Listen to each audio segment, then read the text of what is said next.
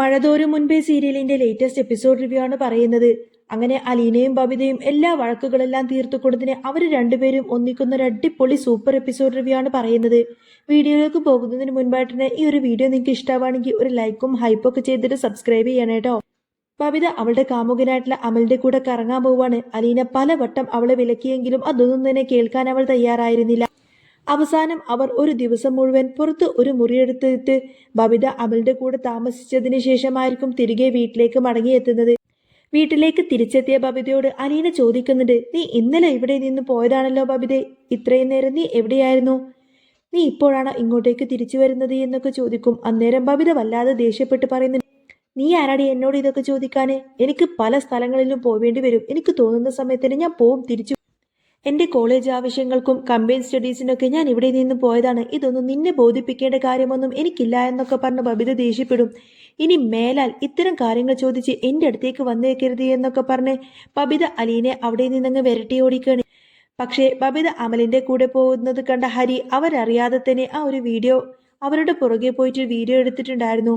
പിന്നീട് ബബിതയെ കാണുന്ന ഹരി ആ ഒരു വീഡിയോ കാണിച്ചിട്ട് അവളെ ഭീഷണിപ്പെടുത്താണ്. നീ എവിടെ പോയി എന്നും അവിടെ എന്ത് ചെയ്തു എന്നൊക്കെ ഈ വീഡിയോയിലുണ്ട്. ഇത് ഞാൻ നിന്റെ അനിയത്തിയെയും അച്ഛനെയും അമ്മയൊക്കെ കാണിച്ചു കൊടുക്കും. അതല്ലെങ്കിൽ പിന്നെ ഞാൻ പറയുന്നത് നീ അനുസരിക്കേണ്ടി വരുമെന്ന് പറയുന്ന സമയത്തിന് ബബിത ആകെ പേടിച്ചു പോവാണ്. എടി, നീ എനിക്ക് വഴങ്ങി തരേണ്ടി വരും. എനിക്ക് നീ വഴങ്ങിത്തരുമോ എന്ന് ചോദിച്ച് ഹരി ബബിതയുടെ മേലേക്ക് അങ്ങ് കൈവെക്കുമ്പോഴേക്കും അവൾ ആകങ്ങ് ഞെട്ടിപ്പോവാണ്.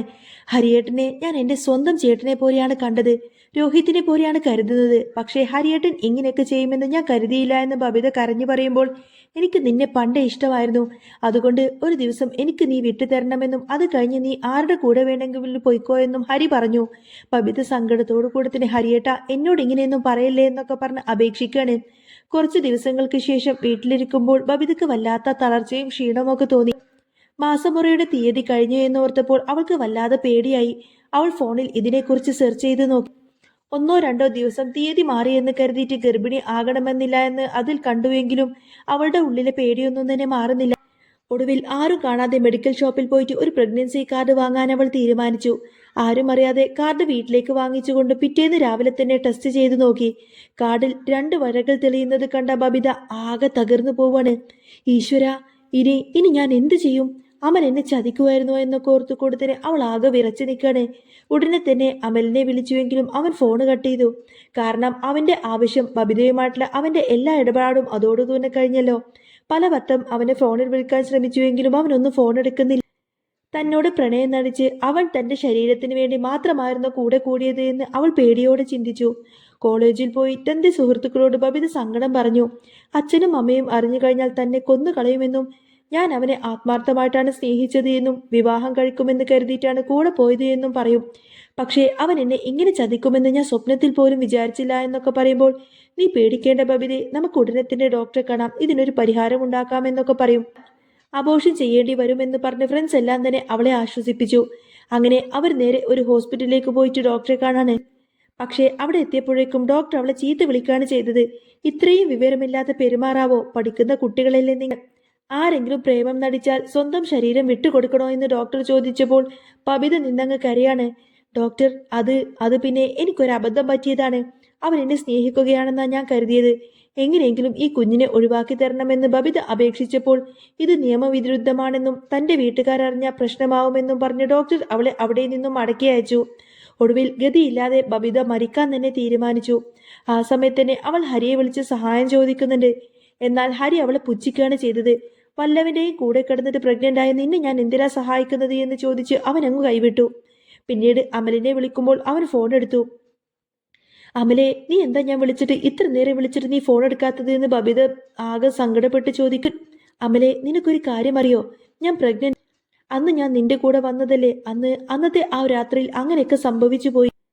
അന്നേരം അമല് പറയുന്നത്, ഞാൻ വിളിച്ചപ്പോഴേക്കും നീ എന്റെ കൂടെ വന്നില്ലേ? അതുപോലെ നീ ഇനി ആരുടെയൊക്കെ കൂടെ കിടന്നിട്ടുണ്ടാവും? നീ ഗർഭിണിയായതിനെന്തിനാ നീ എന്നെ വിളിക്കുന്നത് എന്ന് ചോദിച്ച് അമൽ അവളെ അപമാനിച്ചു. ബബിത വല്ലാതങ്ങ് തകർന്നു പോയി. വീട്ടിലെത്തി റൂമിൽ അടച്ചിരിക്കുന്ന ബബിതയെ കണ്ടുകൊടുത്തന്നെ അലീന വന്ന് കാര്യങ്ങളൊക്കെ ചോദിക്കുന്നുണ്ട്. നീ എന്താ ഭക്ഷണം കഴിക്കാത്തത്? നീ എന്താ ആരോടും മിണ്ടാത്തത് എന്നൊക്കെ ചോദിച്ച് അലീനയോട് ബബിത ദേഷ്യപ്പെട്ട് അവിടെ നിന്നും ഇറങ്ങിപ്പോവാൻ പറഞ്ഞു. അലീന സങ്കടത്തോടു കൂടി തന്നെ പോയിട്ട് കൃഷ്ണമോളോട് കാര്യങ്ങളൊക്കെ തിരക്കുന്നുണ്ടെങ്കിലും അവൾക്കൊന്നും തന്നെ അറിയില്ലായിരുന്നു. ഒടുവിൽ ബബിത പുറത്തിറങ്ങിയ സമയം നോക്കി അലീന അവളുടെ മുറിയിലേക്ക് കയറി പരിശോധിച്ചു. അവിടെ വേസ്റ്റ് ബിന്നിലിട്ടിരിക്കുന്ന പ്രഗ്നൻസി കാർഡിന്റെ ആ ഒരു കവർ കണ്ടതോടുകൂടെ തന്നെ അലീന ഞെട്ടിപ്പോയി. ചുറ്റും നോക്കുന്ന സമയത്തിന് അവിടെ ഇരിക്കുന്ന ആ ഒരു പ്രഗ്നൻസി ടെസ്റ്റ് കാർഡ് അലീന കണ്ടു. അത് നോക്കുന്ന സമയത്തിന് അതിൽ 2 വരെ കൃത്യമായി തന്നെ തെളിഞ്ഞിരിക്കുന്നു. അതോടെ തന്റെ അനിയത്തി ഗർഭിണിയാണോ എന്നോർത്തപ്പോൾ അവൾക്ക് സങ്കടം സഹിക്കാനായില്ല. ആ സമയത്താണ് മുറിയിലേക്ക് ഈ ഒരു കാഴ്ചയും കണ്ടുകൂടെ തന്നെ ബബിത വരുന്നത്. അലീന കാര്യങ്ങളൊക്കെ തുറന്നു ചോദിക്കുന്നുണ്ട്. നീ എന്തിനാ മോളെ ഇത്രയും ദേഷ്യം കാണിച്ചത്? ആരാണ് നിന്നെ ഇങ്ങനെ ചതിച്ചത്? ഇതൊക്കെ സത്യമാണോ എന്നൊക്കെ ചോദിച്ചുകൊണ്ട് ആ ഒരു പ്രഗ്നൻസി ടെസ്റ്റ് കാർഡ് കാണിച്ചു കൊടുക്കും. അലീന ചോദിക്കുമ്പോൾ ബബിത എല്ലാം തന്നെ തുറന്നു പറഞ്ഞു. അമൽ തന്നെ ചതിച്ചതാണ് എന്നും അന്ന് രാത്രി മുഴുവൻ ഞാൻ അമലിന്റെ കൂടെയാണ് കഴിഞ്ഞത് എന്നും അന്ന് ശരീരം പങ്കുവെച്ചതോടുകൂടെ ഇങ്ങനെ തനിക്ക് ചതി പറ്റിയെന്ന കാര്യങ്ങളെല്ലാം തന്നെ ബബിത അലീനയോട് പറയും. ഇതെല്ലാം കേട്ട് കഴിഞ്ഞപ്പോൾ അലീന ബബിതയെ ചേർത്ത് പിടിക്കുന്നുണ്ട്.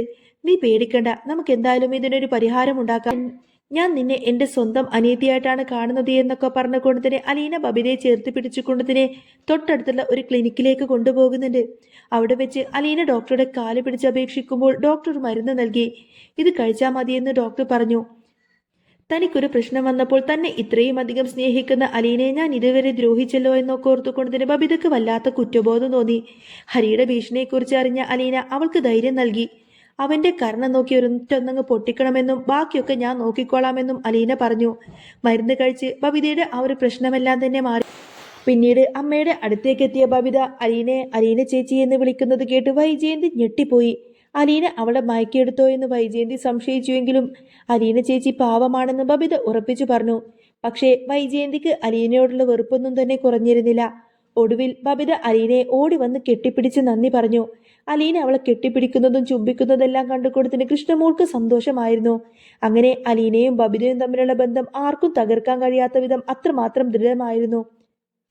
ബബിതയുടെ അബോഷം കഴിഞ്ഞതോടുകൂടി തന്നെ അവൾക്ക് കിട്ടിയത് ഒരു 2ാം ജന്മം തന്നെയായിരുന്നു. എന്നാൽ അപ്പോഴും അമലിന്റെയും ഹരിയുടെയും ക്രൂരതകൾ അവളുടെ ഉള്ളിൽ ഒരു കനലായി എരിയുന്നുണ്ടായിരുന്നു. ഒരു ദിവസം വൈകുന്നേരം കോളേജ് കഴിഞ്ഞു വരുന്ന വഴിയിൽ ഹരി വീണ്ടും ബബിതയെ തടഞ്ഞു നിർത്തി. തന്റെ കയ്യിലുള്ള വീഡിയോ കാണിച്ച് പഴയതുപോലെ തന്നെ അയാൾ അവളെ ഭീഷണിപ്പെടുത്താൻ നോക്കി. എന്താ ബബിതേ, ഇപ്പോഴാണ് കോളേജ് കഴിഞ്ഞത്? ആ വീഡിയോ ഡിലീറ്റ് ചെയ്യണമെന്നുണ്ടെങ്കിൽ ഞാൻ പറയുന്നത് നീ മറന്നിട്ടില്ലല്ലോ. എനിക്ക് വേണ്ടിയിട്ട് ഒറ്റ രാത്രിയെങ്കിലും നീ എനിക്ക് വഴങ്ങിത്തരേണ്ടി വരുമെന്നിങ്ങനെ പരിഹാസ രൂപേണ പറയാണ് ഹരി.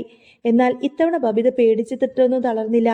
അലീന ചേച്ചി നൽകിയ ധൈര്യം അവളുടെ ഉള്ളിലുണ്ടായിരുന്നു. ഹരിയുടെ മുഖത്തേക്ക് നോക്കിക്കൊണ്ട് തന്നെ അവൾ ആഞ്ഞൊരൊറ്റന്നങ്ങ് പൊട്ടിച്ചു.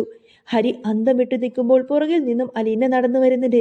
ഇനി ഈ വീഡിയോ കാണിച്ചിട്ട് ഇവളെ പേടിപ്പിക്കാമെന്നൊന്നും നീ വിചാരിക്കണ്ട ഹരി. ഇതിലും വലിയ തെളിവുകൾ നിനക്കെതിരെ എന്റെ കയ്യിൽ. ഈ നിമിഷം തന്നെ നീ ഇത് നിർത്തിയില്ല എങ്കിൽ നിന്റെ സ്ഥാനം അഴിക്കുള്ളിലായിരിക്കും. അലീനയുടെ വാക്കിലെ കരുത്ത് കണ്ട് ഹരി ഒന്നും മിണ്ടാതെ തന്നെ അവിടെ നിന്നും പോയി. അടുത്ത ലക്ഷ്യം അമലിനെയായിരുന്നു. തന്നെ ചതിച്ച് മറ്റൊരു പെൺകുട്ടിയെ വിവാഹം കഴിക്കാൻ ഒരുങ്ങുകയായിരുന്നു അമൽ. അലീനയും ബബിതയും നേരെ അമലിന്റെ വീട്ടിലേക്ക് ചെന്നു. അവിടെ അവന്റെ വീട്ടുകാരുടെ മുന്നിൽ വെച്ച് അമലിന്റെ തനി നിറം തന്നെ അലീന തുറന്നു കാട്ടി. ഇവൻ ഒരു പെൺകുട്ടിയുടെ ജീവിതം വെച്ച് കളിച്ചവനാണ്, ഇവനെ വിശ്വസിക്കരുതേ എന്ന് അലീന ഉറക്കെ പറഞ്ഞു. അമൽ തടയാൻ നോക്കിയെങ്കിലും അലീന വിട്ടുകൊടുത്തില്ല. ഒടുവിൽ അമലിന് തന്റെ തെറ്റുകളെല്ലാം തന്നെ സമ്മതിച്ചു കൊടുക്കേണ്ടി വന്നു. അവന്റെ വിവാഹം മുടങ്ങിയതോടുകൂടി തന്നെ ബബിതയ്ക്ക് താൻ അനുഭവിച്ച നീതി ലഭിച്ചതായി തോന്നി. പക്ഷേ വീട്ടിലെ സാഹചര്യം അപ്പോഴും കലുഷിതമായിരുന്നു. വൈജയന്തി ഇപ്പോഴും അലീനയെ അംഗീകരിക്കാൻ തയ്യാറല്ലായിരുന്നു. അലീന ബബിതയെ മയക്കിയെടുത്തതാണെന്ന് അവർ വിശ്വസിച്ചു. ഇതിനിടയിൽ തന്നെ ബാലചന്ദ്രന്റെ സ്വത്തുക്കളെല്ലാം തട്ടിയെടുക്കാൻ വേണ്ടിയിട്ട് വൈജയന്തിയും കൂട്ടരും പുതിയ പ്ലാനുകൾ മെനഞ്ഞിരുന്നു. എന്നാൽ ബബിത ഇപ്പോൾ അലീനയുടെ പക്ഷത്തായതുകൊണ്ട് തന്നെ അവരുടെ ഓരോ നീക്കങ്ങളും അലീന മുൻകൂട്ടി തന്നെ അറിഞ്ഞു. ഒരു രാത്രിയിൽ വൈജയന്തി അലീനെ വീട്ടിൽ നിന്നും പുറത്താക്കാൻ വേണ്ടി കള്ളക്കേസ് ഉണ്ടാക്കാൻ ശ്രമിച്ചു. അലീന തന്റെ ആഭരണങ്ങൾ മോഷ്ടിച്ചു എന്ന് പറഞ്ഞ് അവർ വലിയ ബഹളമുണ്ടാക്കി. അച്ഛൻ ബാലചന്ദ്രനെ പോലും എന്ത് ചെയ്യണമെന്നറിയാതെ നിൽക്കുമ്പോൾ ബബിതയാണ് മുന്നോട്ട് വന്ന് സത്യം തുറന്നു പറഞ്ഞത്. അച്ഛാ, അമ്മ കള്ളം പറയാണ്. അലീന ചേച്ചി ഒന്നും തന്നെ ചെയ്തിട്ടില്ല. അമ്മയാണ് ആ ആഭരണങ്ങളെല്ലാം തന്നെ ഒളിപ്പിച്ചു വെച്ചത്. തന്റെ സ്വന്തം മകൾ തനിക്കെതിരെ സാക്ഷി പറയുന്നത് കണ്ടിട്ട് വൈജയന്തി ആകെ തളർന്നു പോയി. ആ സംഭവത്തോടു കൂടെ തന്നെ അലീന ഈ വീട്ടിന്റെ അവിഭാജ്യ ഘടകമാണെന്ന് എല്ലാവർക്കും ബോധ്യപ്പെട്ടു. അലീനയുടെ സ്നേഹവും ക്ഷമയും ഒടുവിൽ ആ കുടുംബത്തെ ഒന്നാക്കി മാറ്റുകയാണ്. ബബിതയും കൃഷ്ണമോളും അലീനയുടെ തണലിൽ സുരക്ഷിതരായി. വൈജയന്തിക്ക് അലീനയോടുള്ള വെറുപ്പ് പൂർണ്ണമായിട്ടും മാറിയില്ല എങ്കിലും അവൾക്ക് ആ വീട്ടിലൊരു സ്ഥാനമുണ്ട് എന്ന് അവർക്ക് സമ്മതിക്കേണ്ടി വന്നു. അങ്ങനെ മഴതോരു മുൻപേ സീരിയലിൽ ഇനി വിദ്വേഷത്തിന്റെ സ്ഥാനത്ത് സ്നേഹത്തിന്റെ പുതിയൊരു അധ്യായം കുറിക്കപ്പെടുന്ന ഒരു അടിപൊളി സൂപ്പർ രംഗങ്ങളാട്ടോ വരാൻ പോകുന്നത്. അപ്പോൾ നിങ്ങൾക്ക് ഈ ഒരു ചാനൽ ഇഷ്ടമാവുകയാണെങ്കിൽ സബ്സ്ക്രൈബ് ചെയ്യാനും സപ്പോർട്ട് ചെയ്യാനും മറക്കല്ലേ. നെക്സ്റ്റ് വീഡിയോ ആയിട്ട് ഉടനെ വരാം.